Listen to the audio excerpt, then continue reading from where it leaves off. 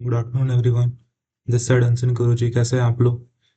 आज हम शुरू करने वाले हैं अपने क्लास 8 का एक new new chapter which is friction. हमने फोर्स एंड प्रेशर पूरा कंप्लीट कर लिया पार्ट 1 पार्ट 2 के साथ। फ्रिक्शन है हमारा अगला चैप्टर। और फ्रिक्शन का ये पार्ट 1। इसका पार्ट 1 में हम 3 टॉपिक्स कवर करेंगे और पार्ट 2 में बाकी जो रिमेनिंग 2 टॉपिक्स या 3 टॉपिक्स बचेंगे उसको हम कवर कर देंगे।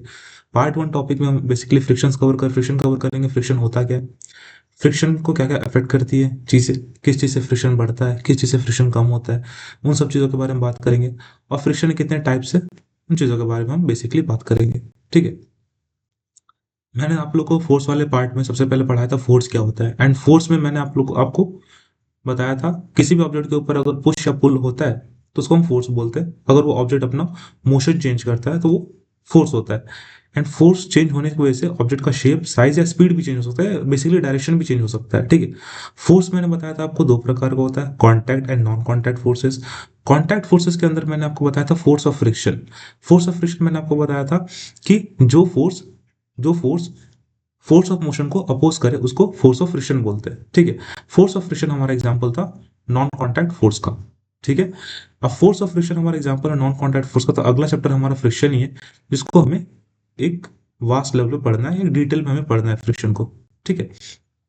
तो हमारा पहला क्वेश्चन ये बनता है, व्हाट इज फ्रिक्शन? फ्रिक्शन होता क्या है? फ्रिक्शन हम पढ़ तो लेंगे, बट फ्रिक्शन एक्चुअल में है क्या, कैसे काम करता है, ये होता क्या है फ्रिक्शन, उसके बारे में हम थोड़ा सा जान लेते हैं। ठीक है। Friction basically opposes the motion. Friction क्या करता है, जो मोशन होता है, जो ऑब्जेक्ट मोशन में है उसको अपोज करता है, उसको रोकने का प्रयास करता है, उसको उसका डायरेक्शन चेंज करता है या उसका स्पीड कम कर देता है फ्रिक्शन। ठीक है। फ्रिक्शन होने की वजह से ये सारे चीजें हमें देखने को मिलता है। Friction is the force that opposes the motion. Friction क्या करता है, मोशन को अपोज करता है। अपोज मतलब क्या, अगर कोई ऑब्जेक्ट मोशन में सीधी जा रही है तो उसको आगे की तरफ, अगर उसके आगे की तरफ फ्रिक्शन लग रहा है तो उस ऑब्जेक्ट की स्पीड को चेंज कर देगा। मान लो ऑब्जेक्ट जा रही है 10 किलोमीटर पर आवर की स्पीड से, फ्रिक्शन होने की वजह से क्या होगा, ऑब्जेक्ट का स्पीड रिड्यूस हो जाएगा। ठीक है। जो फ्रिक्शन है, जब दो सर्फेसेस एक दूसरे कांटेक्ट में होंगे, मान लेते हैं टेबल और बुक। टेबल और बुक कैसे फ्रिक्शन में एक दूसरे के, जब ये दो सर्फेसेस एक दूसरे कांटेक्ट में, बुक टेबल के कांटेक्ट में, इन दोनों के बीच की जो इरेगुलरिटीज है, जब उन दोनों के कांटेक्ट में हमें फ्रिक्शन लगे या कोई फोर्स लगे, हमें, मैं बुक को मूव कर रहा हूँ बट बुक मूव नहीं हो रही है जल्दी, इसका मतलब क्या है, बुक तुम्हारा टेबल के साथ फ्रिक्शन में है। ठीक है। देयर इज अ फ्रिक्शन जो मुझे बुक को मूव करने नहीं दे रही है। ठीक है। ये फ्रिक्शन कर क्या रही है, फ्रिक्शन काम क्या कर रही है, फ्रिक्शन मेरे मोशन को अपोज कर रही है। अगर मैं बुक को आगे भेजने की कोशिश कर रहा हूँ तो बुक वहां से अगर नहीं हिल रही है तो इसका मतलब क्या कर रही है, फ्रिक्शन उस मोशन को अपोज कर रही है, रोक रही है कहीं ना कहीं। ठीक है।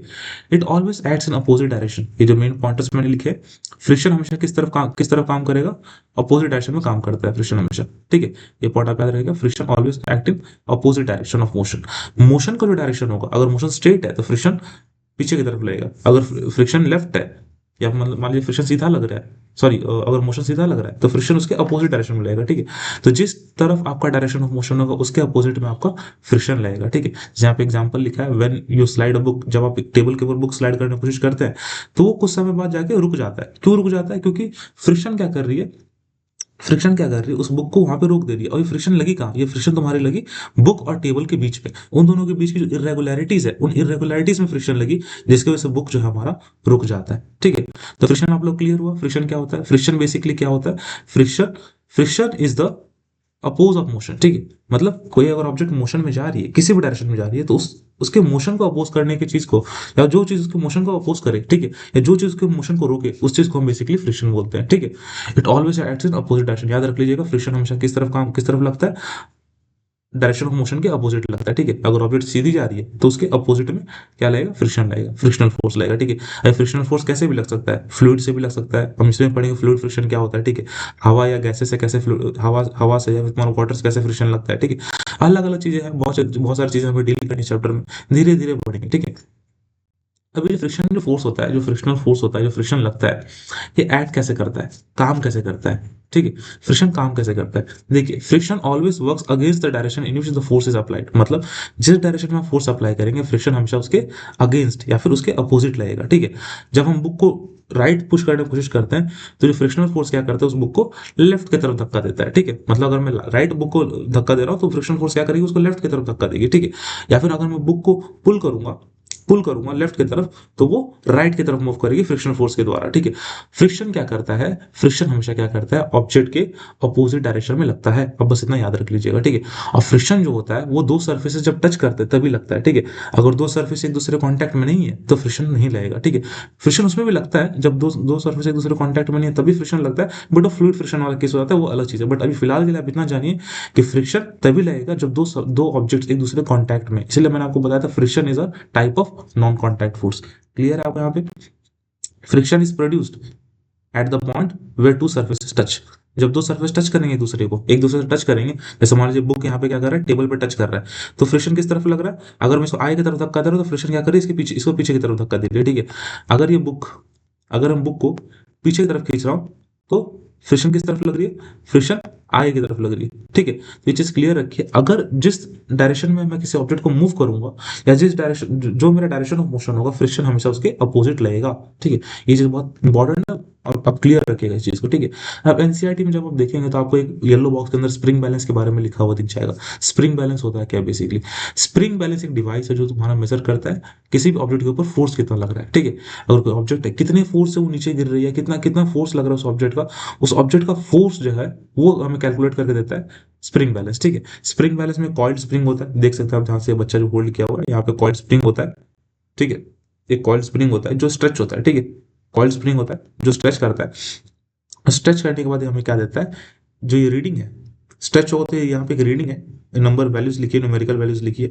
ये न्यूमेरिकल वैल्यू से पता चलता है हमें कि मैग्नीट्यूड क्या है फोर्स का, मतलब फोर्स कितना लग रहा है, कितने न्यूटन का फोर्स लग रहा है, कितना हमें मैग्नीट्यूड क्या है फोर्स का, ठीक है, कितना फोर्स लग रहा है ऑब्जेक्ट के ऊपर। तो स्प्रिंग बैलेंस का बस यही सा काम है। स्प्रिंग बैलेंस एक डिवाइस है जो फोर्स को मेजर करता है। इसके अंदर एक कॉइल्ड स्प्रिंग रहता है जो स्ट्रेच होता है जब उसके ऊपर फोर्स लगता है, ठीक है।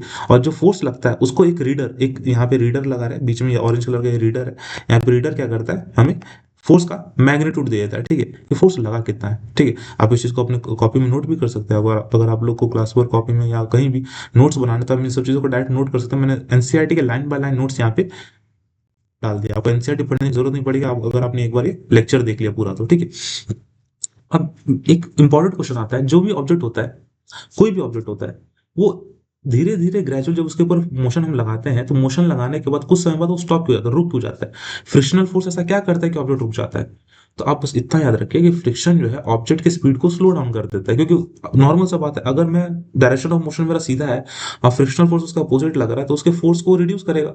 अगर फोर्स रिड्यूस है तो ऑब्जेक्ट का मोशन क्या होगा, धीरे धीरे डिक्रीज होगा, मतलब उसका स्पीड डिक्रीज होगा। स्पीड डिक्रीज तो धीरे धीरे एक ऐसा टाइम आएगा जब ऑब्जेक्ट एकदम उसका स्पीड जीरो हो जाएगा, and when the speed is zero the object is in rest. Object क्या होगा, रेस्ट पर आ जाएगा। जैसे यहाँ पे लिखा है, देख आप पढ़ सकते हैं, यहाँ पे लिखा है, यहाँ पे लिखा है क्या, friction makes moving object slow stop. Friction क्या करता है, किसी भी ऑब्जेक्ट जो मूव कर रहा है उसको स्लो करता है, ऑब्जेक्ट को स्लो करता है। When an object is in motion, जब एक ऑब्जेक्ट क्या हो, मोशन में हो, friction begins to act on it and reduces this friction. Friction क्या करता है, उसके ऊपर काम करना शुरू करता है, उसका स्पीड रिड्यूस करने लगता है धीरे धीरे, ठीक है। जो फोर्स होता है, जो फोर्स होता है फ्रिक्शनल फोर्स, उसका डायरेक्शन हमेशा अपोजिट रहेगा मूवमेंट ऑफ द ऑब्जेक्ट। जिस डायरेक्शन में ऑब्जेक्ट मूव करेगा, फ्रिक्शनल फोर्स हमेशा उसके अपोजिट लगेगा, ठीक है। Due to friction part of the object's motion energy changes into heat. कभी कभी क्या होता है, कभी कभी क्या होता है, फ्रिक्शन की वजह से जो उसको, मान लीजिए फ्रिक्शन लगता है, मैंने अगर मैं आप लोगों को डिसएडवांटेज पढ़ाऊंगा, डिसएडवांटेज ऑफ फ्रिक्शन मैं आपको बताऊंगा कैसे फ्रिक्शन हीट प्रोड्यूस करता है। तो जब फ्रिक्शन रुकता है, जब मान लीजिए बॉल जब ग्राउंड में रोल करता है, रोल करते करते एक समय पे आके रुक जाता है, तो वो क्यों रुकता है, धीरे धीरे बॉल क्या कर रहा है, अपना एनर्जी लूज कर रहा है। लूज क्यों कर रहा है, क्योंकि फ्रिक्शनल फोर्स उसको अपोज कर रहा है। फ्रिक्शनल फोर्स अपोज कर रहा है तो जो बॉल के अंदर जो एनर्जी है, मान लीजिए वो काइनेटिक एनर्जी है या जो भी एनर्जी है, पोटेंशियल एनर्जी है, काइनेटिक एनर्जी, कोई भी एनर्जी है, तो वो एनर्जी धीरे धीरे स्लो डाउन हो जाएगी, ठीक है। स्लो डाउन होते होते होते होते फ्रिक्शनल फोर्स की वजह से बॉल एक टाइम पे आएगा जो रुक जाएगी। जैसे यहाँ पे फेमस एग्जांपल एक दिया हुआ है, एक बच्चा क्या कर रहा है, गोलकीपर क्या कर रहा है, बॉल को रोक रहा है। बेसिकली कर क्या रहा है यहाँ पे, ये आप लोग को एक कर क्या रहा है, ये बॉल जिस एनर्जी के साथ या बॉल जिस स्पीड के साथ आ रही है, ये हाथ लगा के बॉल का एनर्जी डाउन कर रहा है।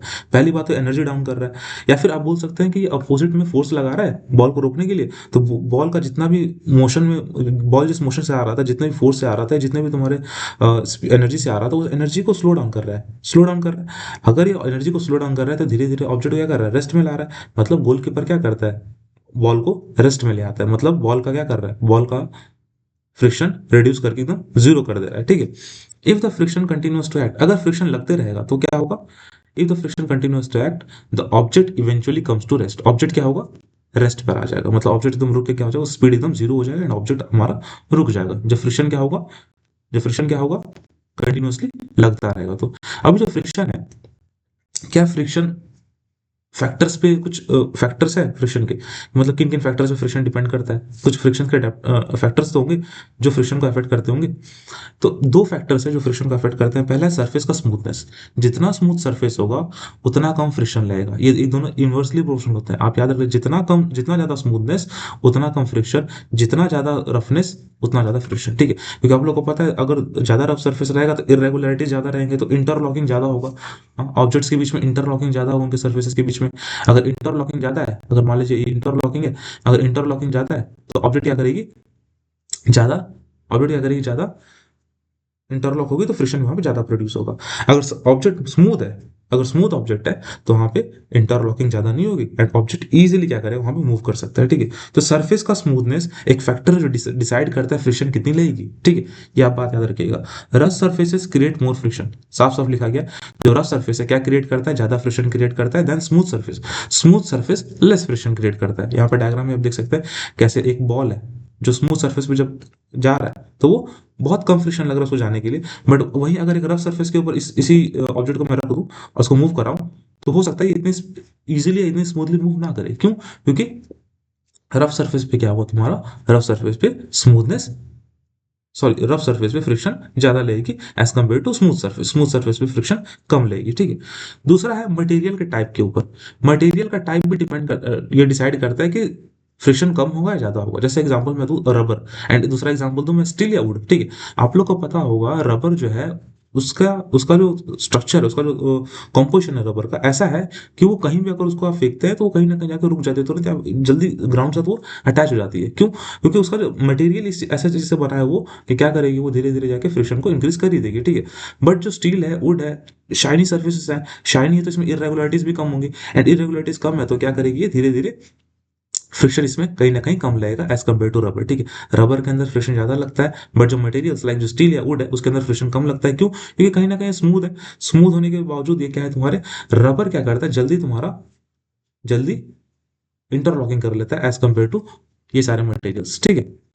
अगर मैं smooth smooth surface and rough surface को कंपेयर करूं तो स्मूथ सरफेस में ऐसा क्या होता है या रफ सरफेस में ऐसा क्या होता है कि फ्रिक्शन घटता है या बढ़ता है। देखिए स्मूथ सरफेस के अंदर जो बम्प्स है, बम्प्स मतलब ये बम्प्स, ये इरेगुलरिटीज जो है वो कम है, इसलिए इंटरलॉकिंग भी कम होता है एंड इंटरलॉकिंग कम होता है तो फ्रिक्शन भी हमारा कम लगता है। बट रफ सरफेस के ऊपर ये जो स्मॉल बम्प्स नहीं है, ये स्मॉल बम्प्स है, बहुत छोटे छोटे बम्प्स होते हैं, बहुत छोटे छोटे बम्प्स होते हैं और ये अनइवन होता है। अनइवन मतलब क्या, ऐसे खुरदुरे होंगे। अगर ध्यान से देखेंगे, ये देखिए ये एक ब्लॉक या कोई बॉक्स रखा गया किसी सर्फेस के ऊपर तो इसमें इरेगुलरिटीज देखिए कैसे है, ऊपर नीचे ऊपर नीचे ऊपर नीचे इरेगुलरिटीज है, ठीक है। ये इरेगुलरिटीज में से क्या हो रहा है, बॉक्स और ये ब्लॉक सॉरी बॉक्स और नीचे जो ब्लॉक रखा हुआ है उन दोनों के बीच में एक इरेगुलरिटीज के बीच में क्या आ रहा है, एक इंटरलिंक आ रहा है, एक हमारा इंटरलॉकिंग हो रहा है। अगर इंटरलॉकिंग हो रहा है तो रफ सर्फेसेस पे तुम्हारा फ्रिक्शन भी ज्यादा लगेगा, ठीक है। और यही रीजन है कि रफ सर्फेसेस पे क्या होता है, फ्रिक्शन इंक्रीज होता है। Lower friction makes the movement easier, अगर फ्रिक्शन जितना कम होगा, जितना कम फ्रिक्शन होगा मूवमेंट हमारा उतना स्मूथ होगा, ठीक है। और जितना हाई फ्रिक्शन होगा मूवमेंट हमारा उतना स्लो होगा। आप लोग भी जानते हैं बर्फ पे स्मूथनेस ज्यादा रहता है एज कम्पेयर टू जमीन पे, ठीक है। इसलिए हम जब जमीन पे चलते हैं तो हम लोग आराम आराम से चलते, हम नॉर्मली चलते हैं, बट जब बर्फ चलता है हम स्लिप होते हैं। स्लिप क्यों होता है? क्योंकि वहां पे फ्रिक्शन बहुत कम है, बर्फ एक बहुत स्मूथ है, उसमें भी इरेगुलरिटीज, ऐसा नहीं उसमें इरेगुलरिटीज नहीं, उसमें भी है, बट वो एज कम्पेयर टू लैंड ज्यादा स्मूथ है, ठीक है। स्मूथ होने की वजह से क्या है, वहां पे मूवमेंट जो है हमारा वो क्या है, स्मूथ है, मतलब ईजियर है, ठीक है। बस यही सब है। And makes the movement slower on rough surfaces, rough surface क्या होगा, तुम्हारा मूवमेंट स्लो होगा as compare to smooth surfaces, ठीक है। स्मूथ सर्फेस पे हमारा मूवमेंट ज्यादा होगा, मतलब सॉरी नॉर्मल होगा या स्मूथ होगा, एंड रफ सर्फेस पे हमारा मूवमेंट उतना अच्छे से नहीं हो पाएगा। बट जब हम कंपेयर करते हैं लैंड एंड आइस को तो उसपे हमारा चलना डिपेंड करता है कि हम किस में ज्यादा कंफर्टेबल हैं, ठीक है। जो हमारा अगला टॉपिक है, थर्ड टॉपिक आज का, ठीक है, तीसरा टॉपिक है, इसी में हम लेक्चर क्लोज कर देंगे टाइप्स ऑफ फ्रिक्शन करके। फिर उसके बाद मैं अगले लेक्चर में आप लोग को जो बाकी के जो बचे स्लाइड्स है, एडवांटेजेस, मैं डिसएडवांटेज डिसएडवांटेज करा दूंगा फ्रिक्शन के, एंड उसके बाद जो थोड़े बहुत जो बची चीजें हैं वो मैं नेक्स्ट पार्ट में करा दूंगा, ठीक है। अगर मैं टाइप्स ऑफ फ्रिक्शन आपको बताऊं तो फ्रिक्शन हमारे तीन प्रकार की होती है, तीन टाइप के हमारे फ्रिक्शन सबसे पहले हमारे स्टैटिक फ्रिक्शन, फिर हमारे स्लाइडिंग फ्रिक्शन, फिर हमारे रोलिंग फ्रिक्शन। स्टैटिक फ्रिक्शन क्या होता है, स्लाइडिंग फ्रिक्शन क्या होता है, रोलिंग फ्रिक्शन क्या होता है, एक ही को डिस्कस करेंगे लाइन बाय लाइन। सबसे पहले स्टैटिक फ्रिक्शन। मान लीजिए मैं आपको बोलता हूँ एक ब्लॉक को हटाने के लिए, और वो ब्लॉक मान लीजिए आपके घर में अलमारी है और मैं बोलता हूँ उस अलमारी को आप हटाइए, ठीक है। तो जब आप अलमारी को हटा रहे होंगे तो आपको बहुत ज़्यादा फोर्स अप्लाई करना पड़ेगा उस अलमारी को हटाने के लिए, ठीक है।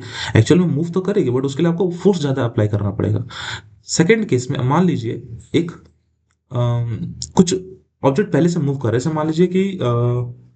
जैसे मान लीजिए चार बच्चे पहले से एक टेबल को मूव कर रहे हैं।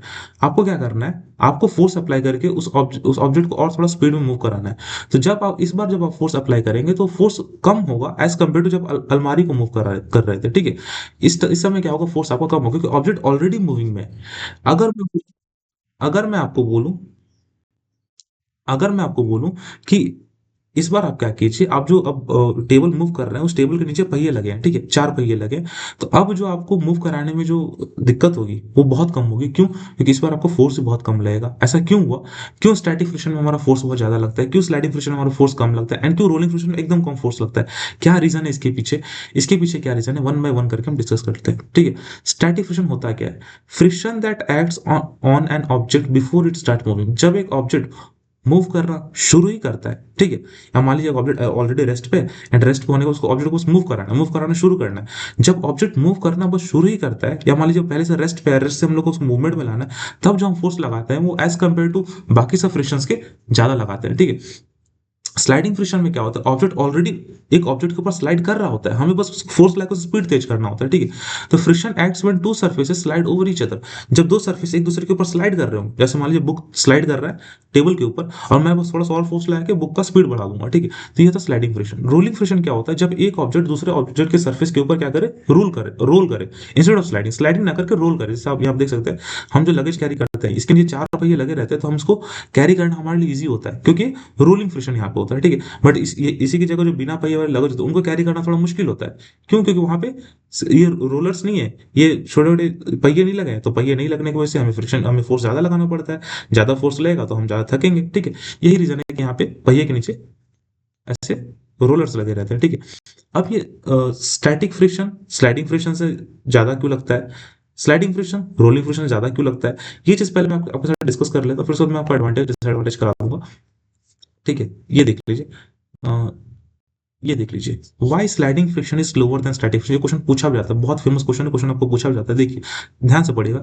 इंटरलॉकिंग इज ऑलरेडी ब्रोकन, पहला पॉइंट है जो इंटरलॉकिंग है। जब हम स्लाइडिंग, देखिए स्लाइडिंग फ्रिक्शन कम क्यों होता है स्टैटिक फ्रिक्शन से, क्योंकि स्टैटिक फ्रिक्शन में क्या करते हैं, ऑब्जेक्ट को जस्ट मूव कराते हैं रेस्ट से, तो हमें ज्यादा फोर्स अप्लाई करना पड़ता है। बट स्लाइडिंग फ्रिक्शन में ऑलरेडी इंटरलॉकिंग ब्रेक हो चुका है, ठीक है। ऑब्जेक्ट ऑलरेडी मूव कर रही है, स्लाइड कर रही है, हमें बस क्या करना है, थोड़ा सा फोर्स देना तो ऑब्जेक्ट थोड़ी और स्पीड में मूव करेगी, ठीक है। Once the object start sliding, एक बार जब ऑब्जेक्ट स्लाइड करना शुरू कर देती है, दिस इंटरलॉक्स आर ऑलरेडी लूजेंड, ये इंटरलॉक्स है वो लूज हो जाते हैं। इंटरलॉक्स लूज हो गए तो अब तो मूवमेंट इजी हो जाता है, ठीक है। तो less time to form a new interlock. और दूसरा चीज, स्लाइडिंग फ्रिक्शन में जो इंटरलॉक जब वो दोबारा होंगे, और अगर ऑब्जेक्ट स्लाइड कर रही है तो इंटरलॉक जल्दी नहीं बनते, ठीक है। ऑब्जेक्ट को इतना हम टाइम नहीं देते कि वो इंटरलॉक बना सके, ठीक है। अगर इंटरलॉक नहीं बन रहे तो ऑब्जेक्ट क्या करेगी, ऑलरेडी मूव करते रहेगी एंड हमें कम फोर्स लगाना पड़ेगा ऑब्जेक्ट को मूव कराने में। स्टैटिक वाले केस में क्या हो रहा है, हम क्या कर रहे हैं, सबसे पहले तो इंटरलॉकिंग हटा रहे हैं उसका, ठीक है। वो पहले से ऑब्जेक्ट इंटरलॉक है, ठीक है, उसका इंटरलॉक पहले हम लोग को हटाना पड़ेगा। वो इंटरलॉक हटाने में हम लोग को ज्यादा टाइम लग जाता है एंड उसके लिए हमें ज्यादा फोर्स भी अप्लाई करना पड़ जाता है, ठीक है। इसीलिए static friction as compare to ज्यादा है स्लाइडिंग फ्रिक्शन से, ठीक है। तो स्लाइडिंग फ्रिक्शन हमें कम फोर्स लगाना पड़ रहा है, कम फोर्स लगाना पड़ रहा है, इसलिए हम स्लाइडिंग फ्रिक्शन को बोलेंगे ये कम है एंड स्टैटिक फ्रिक्शन ज्यादा है, ठीक है। दूसरा क्वेश्चन पूछा जाता है, रोलिंग फ्रिक्शन लेस क्यों है स्लाइडिंग फ्रिक्शन से। इसका भी सेम आंसर कहीं ना कहीं आता है कि रोलिंग फ्रिक्शन में बहुत कम एरिया कांटेक्ट रहता है ग्राउंड के साथ। अगर आप ध्यान से, बस वो चार पहिए हैं जो क्या लग रहा है ग्राउंड के साथ कनेक्टेड है, जो एक सूटकेस या ट्रॉली बैग में सिर्फ चार पहिए हैं जो तुम्हारे ग्राउंड के साथ कनेक्टेड है या तुम्हारा कांटेक्ट में, इसीलिए कम एरिया लग रहा है ग्राउंड के साथ, कम एरिया ऑफ कांटेक्ट है ग्राउंड से। तो जितना कम एरिया ग्राउंड ऑफ कांटेक्ट के साथ है या ग्राउंड साथ कांटेक्ट में, उतना कम फ्रिक्शन लगेगा। आपको पता है अगर ज्यादा एरिया कांटेक्ट में तो फ्रिक्शन ज्यादा लगेगा क्योंकि इंटरलॉकिंग ज्यादा होगी। बट कम एरिया है और ऑब्जेक्ट रोल कर रहा है एंड ऑब्जेक्ट रोल कर रहा है तो लेस फ्रिक्शन प्रोड्यूस होगा तो ऑब्जेक्ट को मूव करने में आसानी होगा, ठीक है। और ये second point, no continuous rubbing, कोई रबिंग नहीं है, कंटिन्यूअस रबिंग नहीं है, ठीक है। ऑब्जेक्ट बार बार रोल कर रही है, ठीक है। एंड बार बार रोल करने से क्या हो रहा है, बार बार रोल करने से क्या हो रहा है, ऑब्जेक्ट इजीली मूव कर रहा है। How rolling friction help in reducing friction, ये क्वेश्चन भी बहुत इंपॉर्टेंट है। रोलिंग फ्रिक्शन हमें कैसे मदद करता है फ्रिक्शन कम करने में, तो ये चीज देख लीजिए। स्मॉलर कॉन्टैक्ट एरिया, सबसे पहला रोलिंग फ्रिक्शन में जो कॉन्टैक्ट एरिया होता है बहुत स्मॉल होता है, बहुत कम कॉन्टैक्ट एरिया होता है। तो कम कॉन्टैक्ट एरिया होने की वजह से क्या है, हम मूवमेंट फास्ट कर पाते हैं, ठीक है। Only a tiny part of wheel touches the surface at a time, एक समय पे बहुत छोटा सा, अगर आप ध्यान से देखेंगे ये जो साइकिलिस्ट है जब साइकिल चला रही है तो बहुत छोटा सा एरिया क्या कर रहा है, ग्राउंड साथ कनेक्टेड है। और ये छोटा सा ग्राउंड ग्राउंड छोटा सा एरिया ग्राउंड साथ कनेक्टेड होने की वजह से क्या हो रहा है, कम सरफेस एरिया लग रहा है तो हमारा फ्रिक्शन भी कम लगेगा, फ्रिक्शन कम लगेगा तो ऑब्जेक्ट इजीली मूव करेगी, ठीक है। दूसरा, no continuous rubbing, same point, rubbing नहीं है, ठीक है। During rolling friction the wheels keep moving forward without sliding, ठीक है। स्लाइड ना करते हुए ऑब्जेक्ट में क्या कर रहा है, ऑब्जेक्ट क्या कर रहा है, बार बार रोल कर रहा है। रोल करने से क्या हो रहा है, कोई कंटिन्यूअस रबिंग नहीं है। अगर कंटिन्यूअस रबिंग नहीं है तो rolling friction as compare to हमें कम फोर्स लगाना पड़ेगा ऑब्जेक्ट को मूव कराने में। अब bicycle move faster because the wheels roll instead of sliding on the road, ये पॉइंट देख लीजिए। एक बाईसाइकिल फास्ट मूव करता है, क्यों, क्योंकि जो व्हील्स होते हैं वो स्लाइड नहीं करते, रोल करते हैं। एंड रोल करने की वजह से क्या हो रहा है, जो बाइसाइकिल है वो स्पीड में मूव करता है। समझ में आया? तो यही है टाइप्स ऑफ फ्रिक्शन में। स्टैटिक फ्रिक्शन, मैं एक बार और एक्सप्लेन करता हूँ। स्टैटिक फ्रिक्शन, जब ऑब्जेक्ट हम ऑलरेडी रेस्ट में होगा ऑब्जेक्ट और हमें उसको उसके पहले इंटरलॉकिंग ब्रेक करने ऑब्जेक्ट को मूव करने के लिए। स्लाइडिंग फ्रिक्शन में ऑब्जेक्ट ऑलरेडी एक दूसरा ऑब्जेक्ट के ऊपर स्लाइड कर रहा होगा, हमें उस फोर्स लगा के उसकी स्पीड को डिक्रीज या इंक्रीज करना पड़ता है, ठीक है। रोलिंग फ्रिक्शन में बहुत कम एरिया कॉन्टैक्ट में होता है जब एक ऑब्जेक्ट दूसरे ऑब्जेक्ट के ऊपर रोल कर रहा हो, ठीक है, सो रोलिंग फ्रिक्शन बोलते हैं, ठीक है। यही था तीनों type of friction and three type of friction के बाद थोड़े एडवांटेज डिसएडवांटेज कराया, तो एंड कल मैं आपको फ्लूइड फ्रिक्शन वाला पार्ट करा दूंगा एंड हमारा चैप्टर कंप्लीट हो जाएगा, ठीक है। How to increase friction, how to decrease friction, ये पार्ट भी करा दूंगा तो चैप्टर हमारा कंप्लीट हो जाएगा। तो पार्ट वन में हम बेसिकली बस तीन टॉपिक्स आज कवर करेंगे कि फ्रिक्शन होता क्या है, कौन से फैक्टर्स अफेक्ट करते हैं फ्रिक्शन को, और फ्रिक्शन के टाइप्स कितने हैं, ठीक है। नेक्स्ट है हमारा एडवांटेजेस ऑफ फ्रिक्शन। सबसे पहला एडवांटेज है वॉकिंग। जब हम चलते हैं जमीन के ऊपर तो क्या हो रहा है, हमारे शूज ग्राउंड साथ कनेक्टेड है। कनेक्टेड होने की वजह से क्या हो रहा है, शूज और ग्राउंड के बीच में एक फ्रिक्शन फोर्स लग रहा है, ठीक है। वो फ्रिक्शन फोर्स क्या कर रहा है, हमें आगे चलने में मदद कर रहा है। अगर ग्राउंड में, शूज में और ग्राउंड में अगर फ्रिक्शन नहीं लगेगा तो ऑब्वियसली हम क्या करेंगे, स्लिप होंगे बार बार, ठीक है, हम चल नहीं पाएंगे। तो पहला एडवांटेज है वॉकिंग, ठीक है, हम चल पाते हैं। दूसरा ड्राइविंग, जो गाड़ियां चलती हैं एक्चुअल में पे क्या होता है, यहाँ पे जो पहिए हैं गाड़ियों के, गाड़ियों के जो पहिए है वो ग्राउंड साथ कनेक्टेड है, ग्राउंड साथ कांटेक्ट में होने से यहाँ पे फ्रिक्शनल फोर्स लगता है, तो ऑब्जेक्ट यहाँ पे रोलिंग फ्रिक्शन होके ऑब्जेक्ट आगे मूव करती है, इसलिए ड्राइविंग भी पॉसिबल है ड्यू टू फ्रिक्शन। दूसरा है बिल्डिंग कंस्ट्रक्शन। जो बिल्डिंग्स बनते हैं, जो घर बनते हैं, जो बिल्डिंग्स बनते हैं, वो कैसे बनते हैं, वो फ्रिक्शन की वजह से होता है। क्यों, क्योंकि एक ब्रिक दूसरे ब्रिक के ऊपर कैसे टिका हुआ है, फ्रिक्शन की वजह से। अगर उन दोनों के बीच में फ्रिक्शन नहीं होगा तो एक ब्रिक दूसरे ब्रिक से फिसल जाएगा, फिसल के नीचे गिर जाएगा। इससे क्या होगा, हमारे यहाँ पे बिल्डिंग हम नहीं कंस्ट्रक्ट कर सकते, ठीक है, अगर फ्रिक्शन नहीं होगा तो। इसलिए फ्रिक्शन का एडवांटेज है, ठीक है। चौथा एडवांटेज, राइटिंग विद पेन और पेंसिल। हम जब पेन या पेंसिल से लिखते हैं तो पेन और पेंसिल को हम होल्ड कैसे कर पाते हैं, पकड़ कैसे पाते हैं। पकड़ने का सिंपल सा रीजन है, क्योंकि हम हमारे हाथ उंगलियों में और पेन पेंसिल के सरफेस पे क्या है, एक कांटेक्ट है, एक हमें पकड़ाव है, कांटेक्ट है। ये जो मैंने पकड़ा है पेंसिल को, तो ये कि मैंने क्या क्रिएट किया, एक फ्रिक्शन क्रिएट किया मैंने उंगलियों के बीच में और पेंसिल या पेन के बीच में, ठीक है। वो फ्रिक्शन की वजह से क्या हो रहा है, मैं लिख पा रहा हूँ, या जो मैं लिख रहा हूँ वो पेपर के ऊपर कैसे है, पेपर के ऊपर कैसे लिखा हुआ है, या पेपर के ऊपर कैसे वो छप रही है, क्योंकि मैंने जो लिखा है, इंक इंक और पेपर दोनों के बीच में क्या है, फ्रिक्शनल फोर्स है जो उसको पकड़ के रखी है, ठीक है। बस यही सारा रीजन है। जैसे टीचर हमारे कैसे लिख पाते हैं ब्लैक बोर्ड पे, ब्लैक बोर्ड पे क्यों लिख पाते हैं, क्योंकि चौक क्या होता है, चौक के जो पाउडर है वो ब्लैक बोर्ड के साथ फ्रिक्शन के साथ कॉन्टैक्ट में रहता है। अगर फ्रिक्शन नहीं होगा तो चौक पाउडर बार बार उड़ जाएंगे, ठीक है, तो हम लिख भी नहीं पाएंगे इसलिए, ठीक है। तो ये कुछ एडवांटेजेस है फ्रिक्शन के। डिसएडवांटेज भी देख लीजिए। सबसे पहला वेयरिंग आउट ऑफ मटेरियल, सबसे बड़ा डिसएडवांटेज। जो हम शूज पहनते हैं, टायर्स हम यूज करते हैं गाड़ियों में, या जो स्क्रूज हम यूज करते हैं वो धीरे धीरे क्या होते हैं, वेयर आउट हो जाते हैं, घिस जाते हैं, ठीक है। घिस जाते हैं, घिसते क्यों है, क्योंकि फ्रिक्शन लग रहा है, फ्रिक्शनल फोर्स लगेगा तो घिसेंगे। दूसरा, हीटिंग अप ऑफ मटेरियल, जानते ही होंगे आप लोग। अगर ज्यादा फ्रिक्शन लगता है, ज्यादा फ्रिक्शन लगने से क्या हो रहा है, ऑब्जेक्ट हीट करता है। एंड ऑब्जेक्ट अगर हीट होगा तो कभी कभी वो खराब भी हो जाता है, या ओवर हीट होने की वजह से वो जल भी जाता है, या कभी कभी वो काम करने बंद कर देता है। जैसे आप यहाँ फिगर में देख सकते हैं कैसे एक गाड़ी ओवर हीट होने की वजह से उसका इंजन बंद हो चुका है, ठीक है। तो बस यही था फ्रिक्शन में। ज्यादा नहीं है फ्रिक्शन, उतना वास्ट टॉपिक भी नहीं है, इतना हार्ड टॉपिक भी नहीं है। अगर आप ये स्लाइड्स ही पढ़ेंगे या फिर आप इसको नोट कर लेंगे एक जगह तो बहुत बढ़िया है आपके लिए, ठीक है। मैंने एक सब सीक्वेंस में मैंने बनाया, बहुत टाइम लगता है सब बनाने में, 2 से 3 घंटे 4 घंटे लग जाते हैं स्लाइड्स सब क्रिएट करने में, ठीक है। बहुत मेहनत लगती है इसके पीछे। तो आप प्लीज चैनल को लाइक सब्सक्राइब एंड शेयर कीजिए दोस्तों के साथ, ठीक है। मैं धीरे धीरे इंप्रूव करूंगा, धीरे धीरे इंप्रूवमेंट आपको भी दिख रही होगी मेरे वीडियोस में। धीरे धीरे और इंप्रूवमेंट होगा। अब अगला मैं इसका पार्ट 2 लेके आऊंगा फ्रिक्शन का। इसके अंदर हम फ्रिक्शन का जो फ्लूइड फ्रिक्शन वाला पार्ट है वो कंप्लीट कर लेंगे, ठीक है। फ्लूइड फ्रिक्शन वाला पार्ट कंप्लीट कर लेंगे। ज्यादा कुछ नहीं है फ्रिक्शन में पढ़ने के लिए, ज़्यादा कुछ नहीं है। फैक्टर्स है, फ्रिक्शन होता क्या है, टाइप्स ऑफ फ्रिक्शन क्या होता है, जितना मैंने लिखा है उतना काफ़ी। अगर आप लोग पढ़ेंगे एनसीईआरटी पढ़ने की आपको जरूरत नहीं पड़ेगी, क्योंकि एनसीईआरटी से ज़्यादा ही मैंने आप लोग इसमें लिख के बताया, ठीक है। फिगर्स भी अच्छे अच्छे मैंने यहाँ पे यूज़ किए हैं ताकि आपको और समझने में मदद मिले, ठीक है। तो बड़े रहिए चैनल पे। नेक्स्ट वीडियो आपके साथ कल आएगा, ये वीडियो मैं आज अपलोड कर दूंगा, कल आपका इसका पार्ट 2 आ जाएगा, तो फ्रिक्शन भी आपका पार्ट क्लियर हो जाएगा, ठीक है। जो भी डाउट्स हो कमेंट बॉक्स में आप शेयर कर सकते हैं। अगर मुझे अगर कमेंट बॉक्स में आप शेयर कर दिए, अगर मेरे लायक डाउट होगा तो मैं उसको जरूर हैंडल करूंगा और उसके आपको सॉल्यूशन भी प्रोवाइड कर दूंगा, ठीक है। एडवांटेज याद रखिएगा, डिसएडवांटेज याद रखिएगा, फ्रिक्शन के पूछे जाते हैं। What are pros and cons, pros मतलब भी वही, कॉन्स मतलब भी वही। प्रॉस क्या है मतलब एडवांटेज क्या है, कॉन्स मतलब डिसएडवांटेज क्या है फ्रिक्शन के, ठीक है। रोलिंग फ्रिक्शन, स्टैटिक फ्रिक्शन कौन सा बड़ा है कौन सा छोटा है, ठीक है। कल में इसके आगे हम पढ़ेंगे method of increasing friction and method of decreasing friction, and fluid friction वाला पार्ट कवर करके हम चैप्टर को एंड कर देंगे, ठीक है। कल इसका पार्ट 2 ज्यादा बड़ा नहीं होगा, 10 से 15 मिनट का पार्ट 2 होगा। पार्ट 1 शायद मेरे ख्याल से 20 से 25 मिनट को हो चुका है। कल इसका पार्ट 2 क्लियर कर लेंगे एंड हमारा चैप्टर टोटली कवर हो जाएगा, ठीक है। कोई भी डाउट हो, कोई भी आपको अगर सजेशन देना हो मेरे को, तो आप कमेंट बॉक्स में जरूर दे दें, ठीक है। मैं अगली बार उसका ध्यान रखूंगा और ध्यान में रख के आपके लिए वीडियोस क्रिएट करूंगा, ठीक है। धीरे धीरे मैं भी इंप्रूव करने की कोशिश करूंगा। तब तक के लिए धन्यवाद। बने रहिए चैनल पे, चैनल को लाइक सब्सक्राइब एंड शेयर कीजिए, ठीक है। कमेंट बॉक्स में प्यारा प्यारा मैसेज कर दीजिए। चलिए फिर मिलता है आपके साथ नेक्स्ट वीडियो में, तब तक के लिए लेक्चर एंड करते हैं। Bye bye, take care.